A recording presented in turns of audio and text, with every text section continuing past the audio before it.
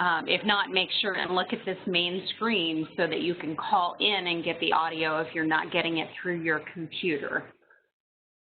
Well, good morning, everyone.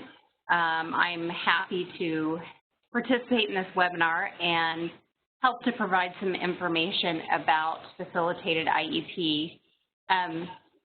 Kathy, you might want to click your mic off because I'm getting a little bit of feedback. Thanks. Whoops. All right. Let's try this one. That'll work. Okay. We're going to talk about Facilitated IEP Services. And if I could ask just quickly for those of you who are on the computer and have access, if you are a parent, could you click your raise hand button just so I can get a feel for who we have here?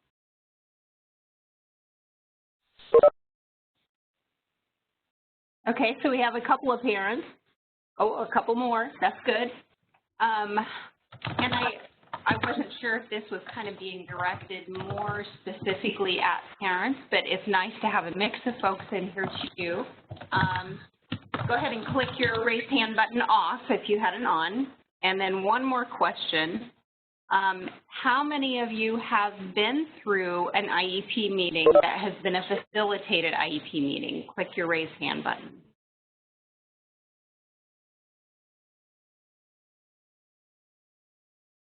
Uh-oh, something crazy just happened. Let's see. Okay, bear with me a second. Yep, got to get back there again. I didn't stop. I promise I didn't stop sharing.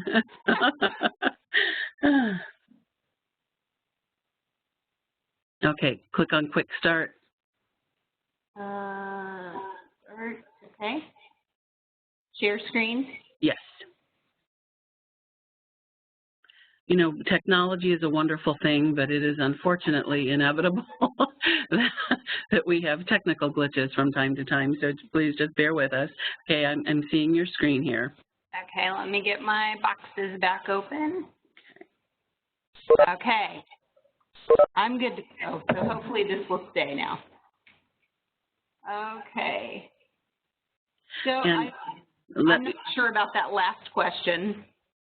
But regardless, I know I see I have Patty on here, so I'm pleased to have her, and she is welcome to give any input as well along the way about meetings. Okay, so I'm going to provide you with some basic information on Facilitated IEP Services. We've had Facilitated IEP Services in the past in Indiana through the Bloomberg Center with Claire Thorson. And we had some really nice trainings over the course of several different years and had a lot of folks trained to facilitate IEP meetings in the past. And then things kind of died down a little bit. And there's still some meetings that are being facilitated throughout the state, but not on a more widespread basis and typically not free. So the Department of Education asked for us to get this moving again as an available service to schools and parents across the state. So we're going to talk about that. Okay. Some of you may have seen we've had flyers given out at various conferences and meetings around the state. And with Facilitated IEP Services, it's about communication at meetings, which sometimes doesn't happen very well. There's a big emphasis on collaboration. All team members who are part of a case conference are there to work together. Building relationships. Some parents and schools have wonderful relationships, and they are truly a collaborative partnership to try and support the student. And other times there's a breakdown in relationships, and we have meetings, but those meetings are more an obligation, something that we have to do once a year, and we don't look forward to them. So we want to build that strong relationship between schools and parents for the students. Facilitated IEP is about preventing problems as well as solving problems when conflicts do come up. But the biggest thing for me is that it is student-focused. And as we talk about what a facilitated IEP looks like and how it's a little bit different from just your standard meeting, you'll see that it is very focused on the student, as it should be.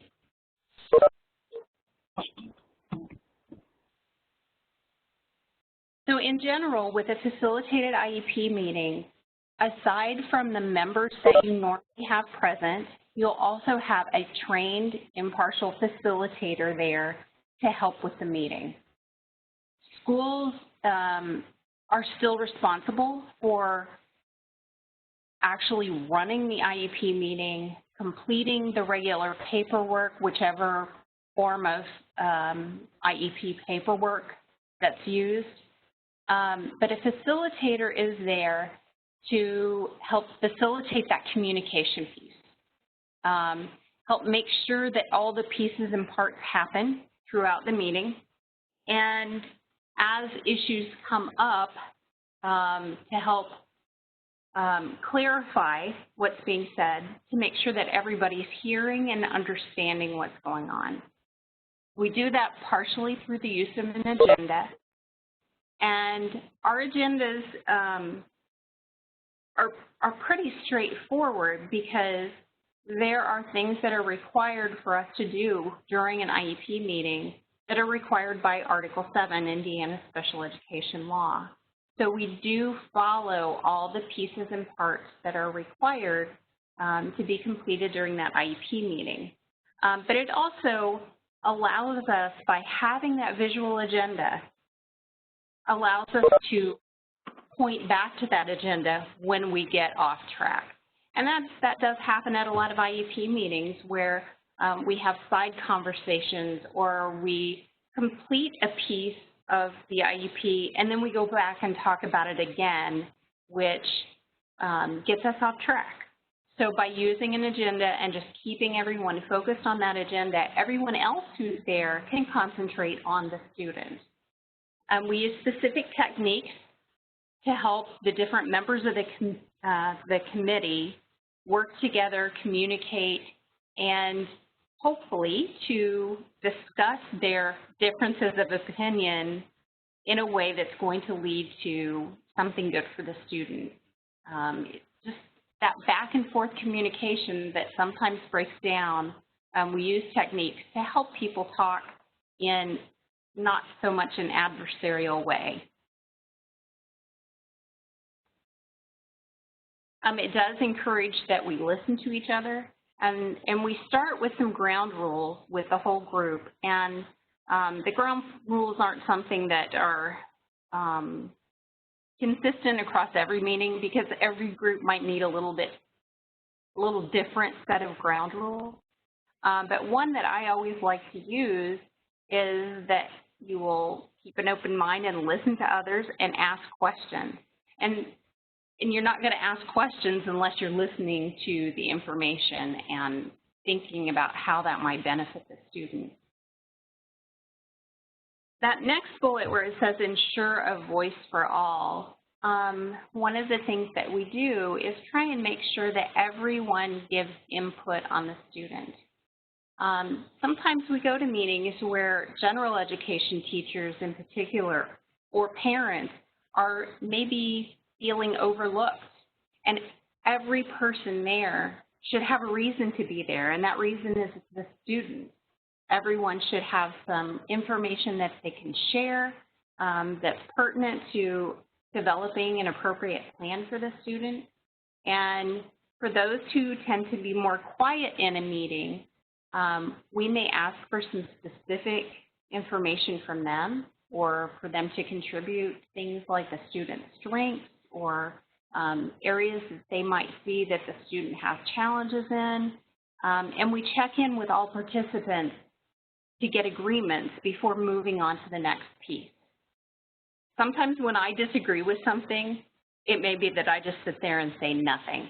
And just not hearing somebody say, I disagree, doesn't mean that we're ready to move on to the next step. So we check in with each participant to see whether they can live with what we've just discussed and they're ready to move on. And then we note it, that we have an agreement, we're moving on to the next piece, because we do have occasional meetings to where we feel like we're just not making any progress. And being able to complete a piece and move on to the next step is sometimes the hurdle. It does keep the meeting very student-focused. We want to make sure we have meetings where we're not talking about other students. We're not talking about other kids in the family. We're not talking about the basketball game that just happened last night. We always steer it back to the agenda, and as an outside facilitator, it's easier for that outside person to say, okay, remember, we talked about this agenda, we all agreed to stick to it, so I'm just gently guiding us right back to that agenda so that we keep moving forward for the student. I'm trying to keep track of any questions that might come up along the way, so again, feel free to post questions if something is not clear as I'm moving on. We can use a facilitated IEP when we anticipate problems or when we already have an issue that we need someone to come in and help facilitate that. We have a cadre of facilitators here at the IEP Resource Center who've been trained in facilitated IEP and who've also had experiences over the years in facilitating meetings and facilitating IEP meetings. When we send a facilitator to help with a meeting, it's provided at no cost to the school and no cost to the parent. That includes their time there, their preparation, any travel, anything like that. Nobody is getting a bill for this. Facilitated IEP in some states is part of their special education law. And at this point, Article 7 does not make any mention of facilitated IEP. So it is not something that is required, and it's not something that will change the course of whether a parent could request mediation, request due process, or file for due process, or file a complaint. It's simply another layer of support that could help resolve some issues or could help the case conference move forward.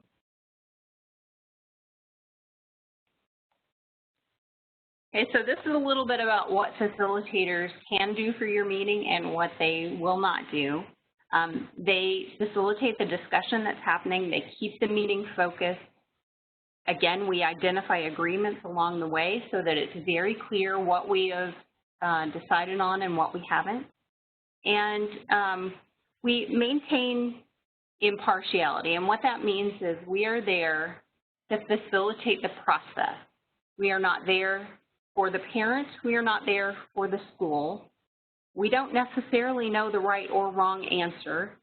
We are going to try our best to not give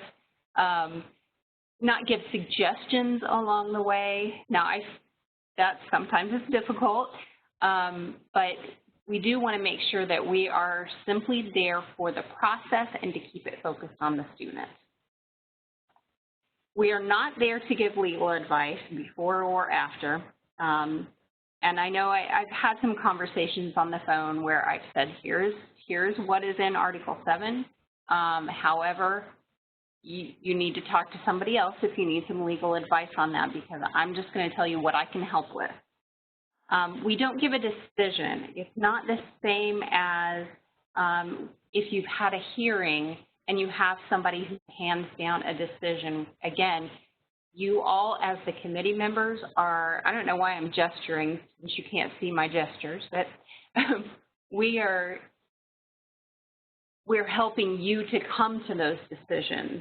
And we, again, can't tell you whether that decision is right or wrong. Only time is going to tell if that was the best decision for the student, and that's why an IEP is a working document that may need to be changed at some point. And again, we don't take sides. We're maintaining that impartiality. Some of the benefits of using a facilitator at your IEP meeting, again, to help improve the relationships between schools and families and students, to be kind of the agenda monitor at a meeting is sometimes difficult for the person who's running the meeting typically, so maybe the teacher of record or the public agency representative, to run a meeting and do the paperwork and have some input on the student can be difficult to even notice that we've gotten off track. And by the time you try to pull everyone back, sometimes it's difficult to do that without being very stern. And I think for an outside facilitator, we can see that more quickly, and we can pull them back without having to, I guess, make it a negative situation. It does keep the conference very focused on the student. We try to model effective communication ourselves, and then again use those same techniques when communication might start to break down.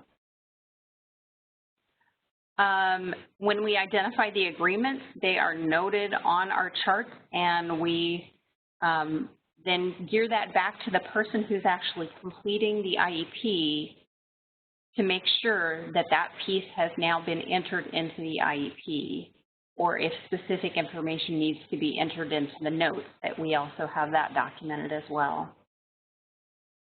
Part of the issue with disagreements that happen during meetings is that we don't always know what those disagreements are.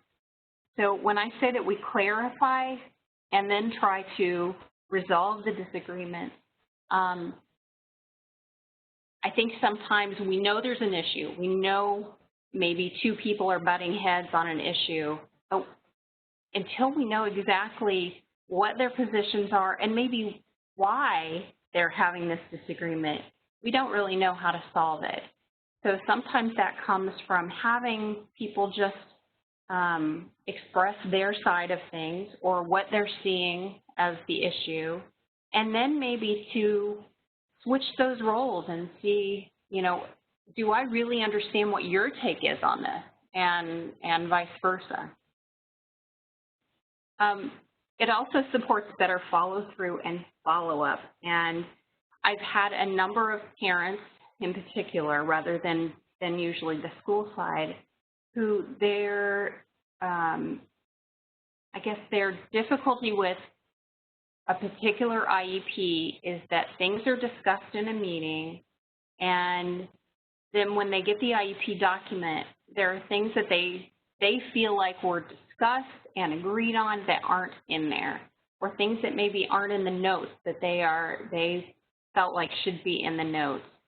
And by us charting some of that information that happens during the meeting, and then reviewing that as we go to make sure that the things that should be in the IEP have made their way into that document, it does support that follow-through and follow-up, and hopefully comes out with an IEP document that everyone is expecting to see. Everyone is expecting to see all those pieces and parts in it.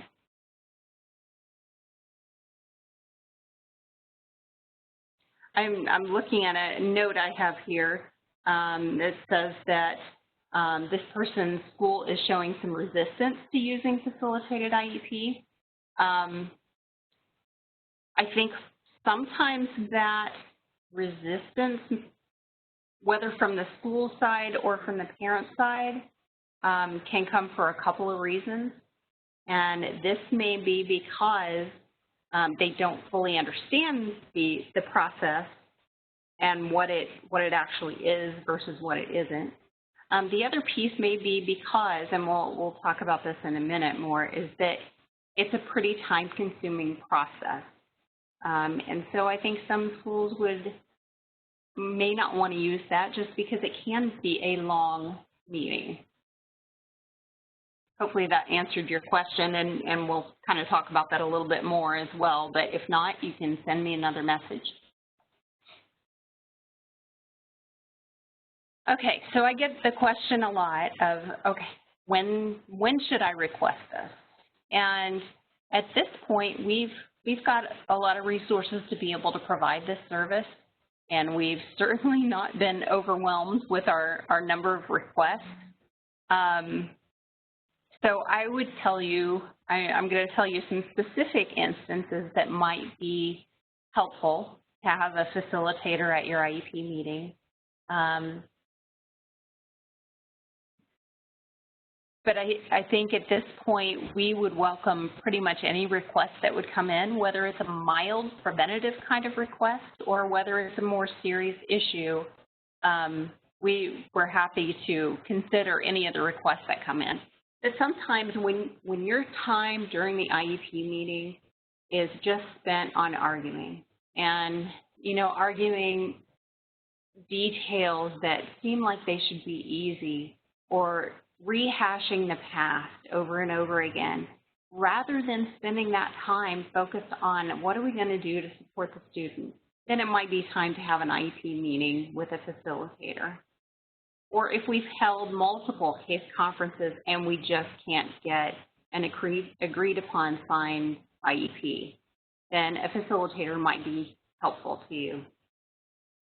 Sometimes we have people who just feel like I can talk and talk and talk and nobody's listening to me. Nobody's hearing my opinion. And again, that could be on the school side or on the parent side, or it could be the student for that matter that feels like they have some information and it's just not being heard. A facilitator might be helpful for that as well. We have a lot of students in Indiana and across the country who have very complex situations. Rather than just a mild disability, they have a lot of things going on, a lot of services, a lot of goals, or they've had outside evaluations, and we have new information that we need to consider and figure out how that would fit into the student's IEP. If we don't have a really good understanding on what's going on with the student, or if we're really finding ourselves to get off track and not focus on the IEP process itself. Sometimes you go through a whole IEP meeting and realize you really glossed over something that was important and didn't discuss that thoroughly because we just needed to get through the IEP meeting. Or if you have just a specific disagreement, sometimes it's just one issue that we can't get past and we need to have more discussion on this and productive discussion to lead to a better solution. Okay, so here is what the process looks like. At our website or on our website at www.indianaiepRC.org, you can go to the website and there is a tab that says Facilitated IEP or FIEP. I'm not sure which it is, but it's either Facilitated IEP or FIEP. There is a link to a request form, and you can also, if you don't have computer access, you can call the Indiana IEP RC at 317-757-8297, and we'll be happy to mail a form or fax the form to you. The form is pretty simple. It has basic information, parent's name, student's name, the appropriate school personnel's name, contact information. It doesn't include things like the student's disability area because at this point when the information is coming in here, we don't have to have that kind of information yet. It does require the signatures of both the school, so a school administrator, and the parent. And we will only come in to do a meeting when both the school and the parent agree. And the reasons for that are I guess, two main reasons. One, we have to have the parent agreement because by coming to the meeting, we would be privy to some confidential information about the student. And we need the parent to provide agreement for that before we even want to know anything about the student. I would rather not even have a form come through our fax machine that has a student name on it if it doesn't have parent consent to come here. And on the school side, we would be coming in as a guest to their school, and if we don't have both parties really committed trying to make some progress on an issue, then you kind of know in advance it's probably not going to help. So when the school and the parent have both signed and agree, we've already made some progress right there that it's very clear that both sides want to come together and work to help get some progress on an appropriate IEP. And then you either fax the form to the Indiana IEP RC office, or you can mail it in, and the contact information there is on the screen. And then here's what happens next.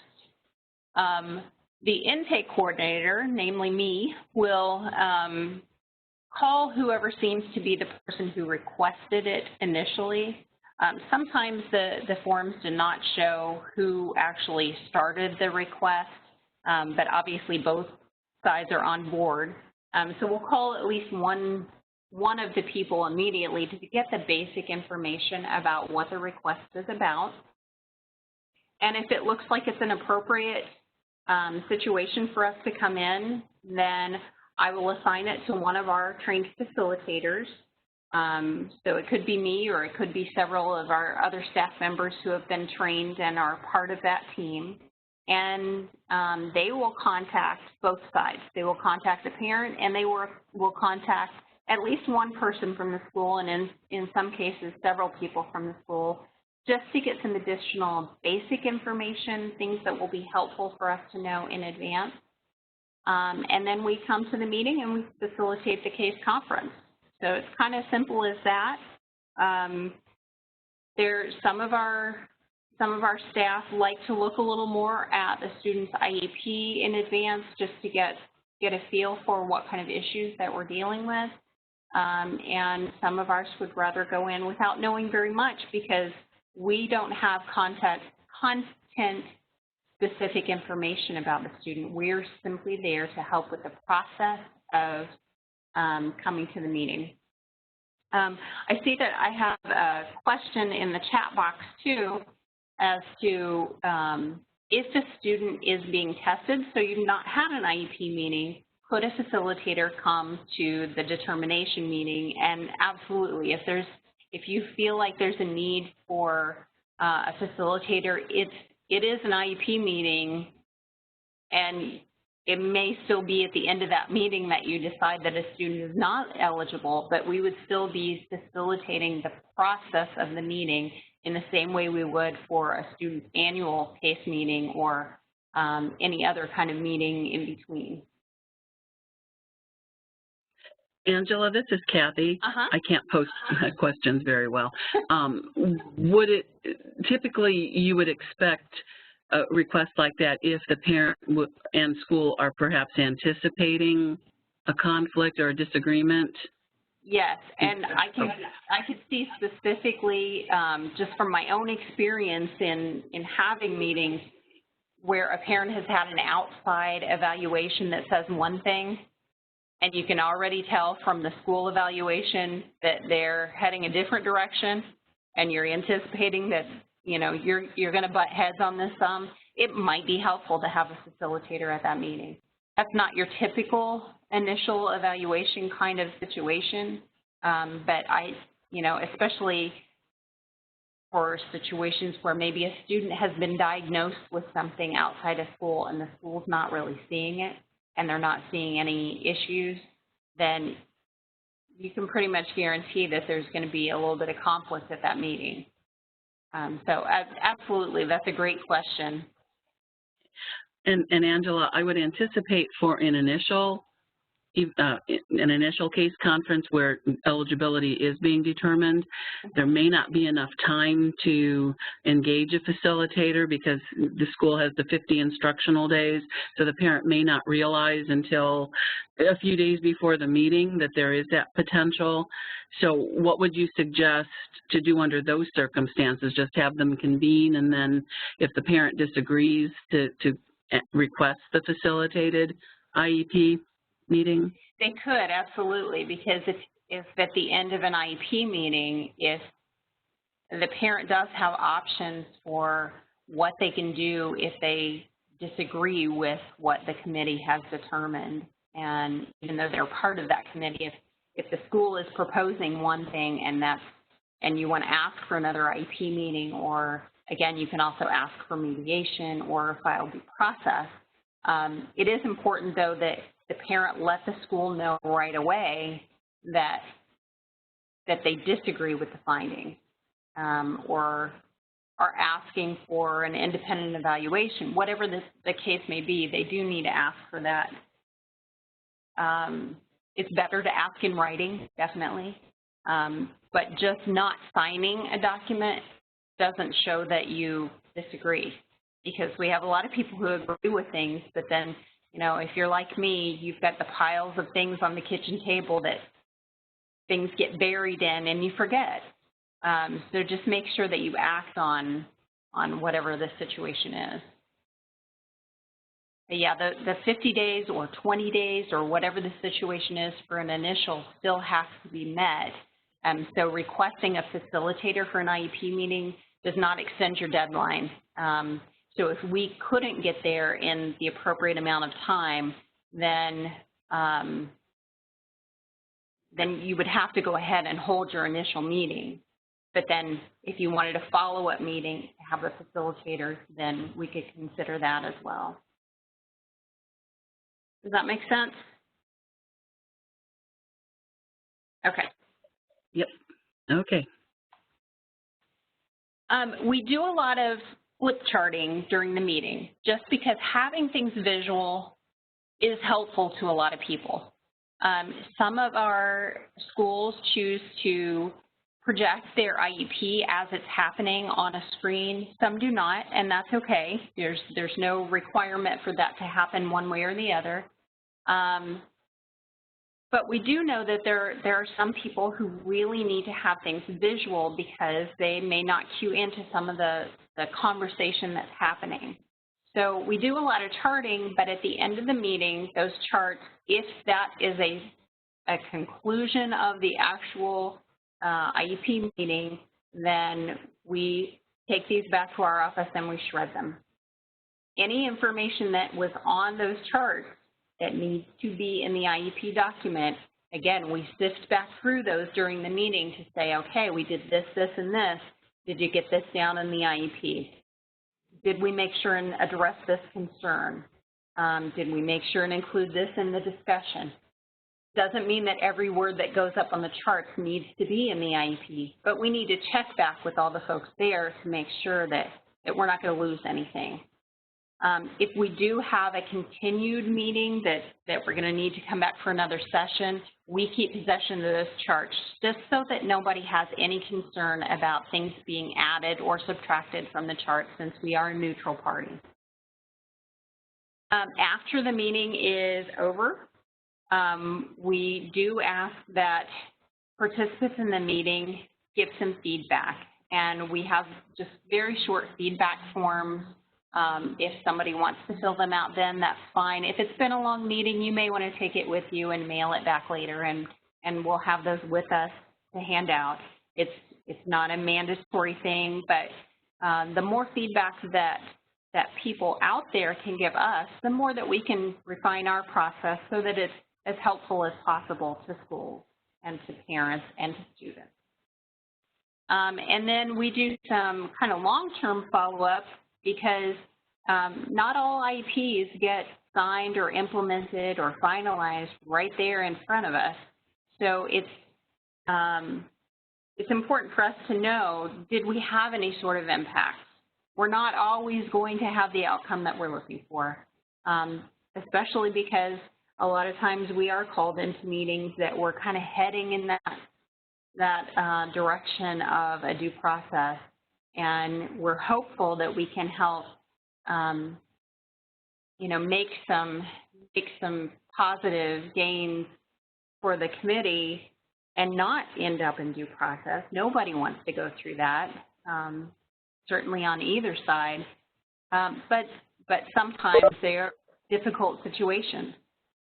So we make some calls just to find out what happened and whether or not we can be of some assistance in the future. So just to kind of go back to some key information, it is free. That is definitely key to know. Anybody can initiate that request, but we do need both parties on board or both sides on board in order for us to come in and do the facilitation. Facilitated meetings can be long meetings. Your typical IEP meeting may be an hour to an hour and a half.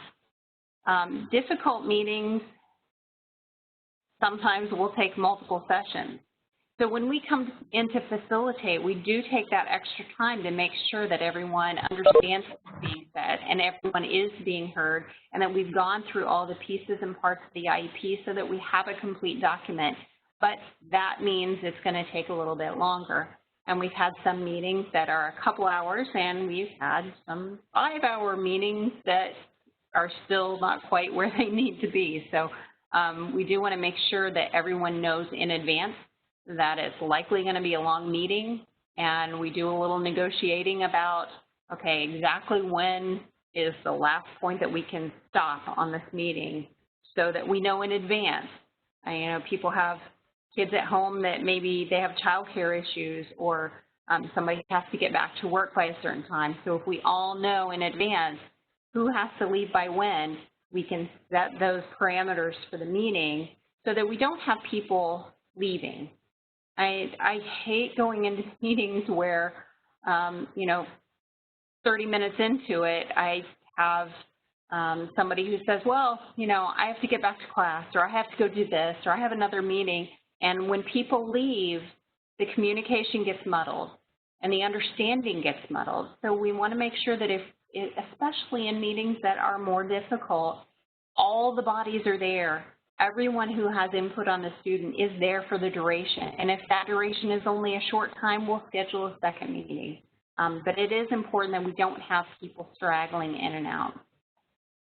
So overall, even though we're putting a lot of time into it, it can certainly result in some overall saved time because you maybe aren't having to repeat these conferences over and over and over, and it will result in saved time and money and improve relationships if we're not ending up in due process or in complaints or whatever the situation is. And ultimately, we're looking for positive results for the student. That's really what this is all about, is making sure that we are doing something good for the student. I know Kathy had mentioned ahead of time that there were some questions from people about, okay, well, how is this different from mediation? And, I did a lot of thinking about that because it's similar in some ways to mediation, except that when you go to mediation, you're usually mediating a particular issue. And it's important for everyone to realize that when we come in to facilitate an IEP meeting, we're facilitating a whole IEP. We're not coming in and just haggling over one issue and then ending it, because the student is entitled to have a complete IEP process from start to finish, and that's what we're there to facilitate. Also in mediation, there are a lot of side conversations that can happen where the mediator may talk with the parent for a while and then talk with the school for a while and then talk with them together. And in this process, it is a case conference committee. It is a group, and everything really should be the whole group from start to finish on that. So I hate having side conversations. Now, there are times when the facilitator may call for a break and need to talk to either the parent or the school about something that is related to maybe whether the IEP is not compliant and we need to work on some maybe some language in the IEP that just isn't really legal, and we don't want to walk out of an IEP meeting with everyone agreeing to a document that's not a good document or that's not following the law. So we do want to make sure that we're keeping everyone, you know, on track with what the student is entitled to legally. I've totally lost my train of thought there, but okay. Oh, mediation, that's where I was. Okay. And the other piece about mediation, though, is you typically, you don't have the whole committee there. You have the parent and you have a representative from the school, and we are running IEP meetings with all the legally mandated case conference members there, as well as anyone that the school needs to invite that they feel like has expertise on the student, and anyone the parent needs to invite that they feel like has expertise on the student. Now, I will tell you that the more bodies you add, the more difficult it gets. And that's for a meeting with or without a facilitator. When you add too many cooks in the kitchen, you end up with one messy stew. And I think when we stick with the people who really have pertinent information, we want to have plenty of information about the student, but we don't want to add muscle. And I think sometimes when we bring way too many people just to build up one side or the other, that's already kind of leading to some conflict in the meeting. So that's my advice, I guess, for being a little more successful in meetings, and hopefully that's a little bit of a clarification on the difference between mediation and facilitation. Angela, I appreciate you emphasizing that the facilitated IEP actually does remain as a case conference meeting as opposed to mediation, you said, which is a little more formal. Another key difference is that in mediation, discussions are kept confidential and can't be used if you end up going to a due process hearing, whereas at a facilitated IEP meeting, it's simply still that case conference, and so confidentiality in that respect would not apply. Right. And I mean, everything is still confidential as far as student information. You don't go around sharing it, but you're right. As far as whether it can be pulled into the court system and part of legal record, it is part of the legal record. Right. We do have another question. What is your suggestion if school rejects the facilitated IEP meeting? And let me clarify, do you mean rejects meaning they won't have a facilitator come in, or we facilitate a meeting and they don't? Okay, yes, so if a school says no, we don't want a facilitator, honestly, there really is no recourse to that. I mean, it's kind of a shame that we wouldn't try another step, but they may have a good reason for it. I'm not sure, I can't really give you an example of what a reason might be, but know that because it's not anything that's included in Article 7 and it's just another layer of support, if a parent turns it down, then it's been turned down, and you go to the next step if you need to. And if a school turns it down, again, the parent still has their same options for asking for another meeting or filing a complaint, going through due process, asking for mediation, but there's no enforcement of having a facilitator come in. Now, that being said, as this kind of grows throughout the state, and we're really hoping it will kind of take hold and that more people will start utilizing our service, it may be that if you've got turned down for a facilitated IEP meeting because one party didn't want it, maybe at the next meeting you ask for it again and they may agree to it because things do change. So I would just tell you, don't be too discouraged if you get turned down, because that person may, or that side may change their mind on the next attempt. I did list our website again here. I just want to share with people that not only do we have information about Facilitated IEP on there, and I have a short video that if somebody isn't familiar with Facilitated IEP, they can watch the video and just get some general information, a lot of the information that was shared during this webinar. We also have a lot of other resources, including some resources for parents, resources for teachers, under the tab that says Effective Evaluations. So I'd encourage you to get on and really look at the resources that we have. We also have a lot of other training videos that are on there, short modules about different things that we're hoping can be helpful to people across the state. And we're on Facebook as well, and some of the new resources that come out or some of the changes to the Indiana IEP system are posted through the Facebook site as well.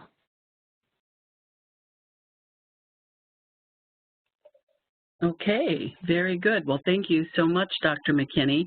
I want to remind everyone, if you are a call-in user only, in other words, you're only calling in by phone, you didn't register through the computer, I need for you to unmute yourself and let me know who you are so that you can, in fact, get credit for having attended. In a couple of weeks, hopefully, we will be sending out a certificate of attendance.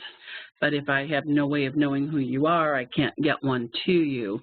So for those of you, I've had folks that have in fact participated, but they were unable to unmute their phone, and I don't always know who they are. I can't unmute everybody at the same time. Please shoot me an email, cboswell@insource.org. You've had lots of contact with me through the reminders and what have you when you first registered. So please shoot me an email and let me know that you did attend. But otherwise, if you can unmute your phone, please let me know who you are so that I can make sure that you get credit for having attended. Okay, I'm scrolling for hands. I'm not seeing anyone raising a hand with a question. The Indiana IEPRC.org website is great. There's a lot of really good information there, and I would strongly encourage you to go there and to review what is available. I think this is going to be a really good resource for parents and for schools. We basically quit talking about facilitated IEPs because there really weren't any facilitators for a while, but I'm really happy that this is another option to try to keep our discussions between parents and schools at the building level where I believe that they can be worked out most of the time. And it's just another tool in our toolbox, I guess, for working through some of those disagreements. Angela has posted her contact information, angela.mckinney@indstate.edu. It's in the chat box. You can contact her personally. And thank you, everyone, for joining. I'm not seeing any more questions, just some thanks, some comments. All right, well, thank you again for joining. And Dr. McKinney, thank you so much again for a wonderful presentation.